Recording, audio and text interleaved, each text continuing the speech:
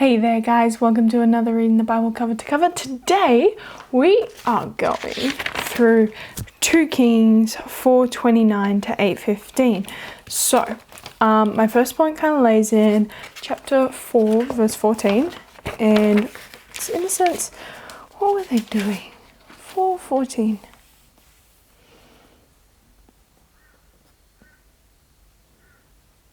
41, sorry.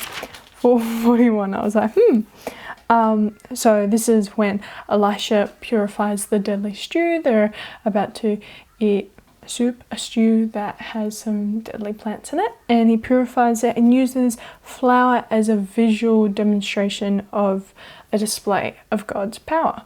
Interesting practice there. 4:43, we see grain and loaves being multiplied for 100 men, which was quite interesting. A possible even display of God's future power that we see later in Jesus on a much more epic scale.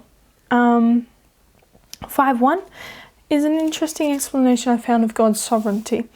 A commander of the army of the king of Syria was a great man with his master and high in favour, because by him the Lord had given victory to Syria. So by him the Lord has accomplished something. Very cool. 5:18.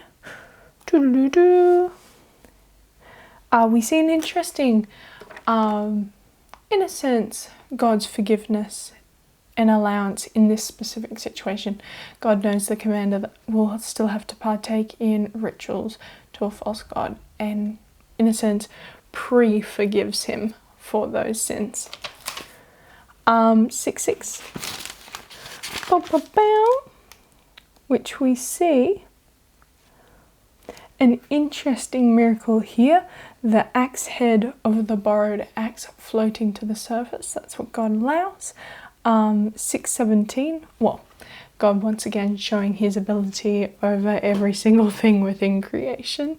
6:17, his eyes are open to see. Then Elisha prayed and said, "O Lord, please open his eyes that he may see." So the Lord opened the eyes of the young man, and he saw, and behold, the mountain was full of horses and chariots of fire all around Elisha. Pretty cool.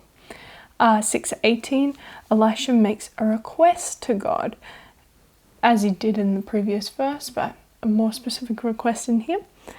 And Elisha prayed to the Lord and said, "Please strike these people with blindness." So he struck them with blindness in accordance to the prayer of Elisha. Very interesting there. Anyway, thanks for watching. That's all for now, and see you tomorrow.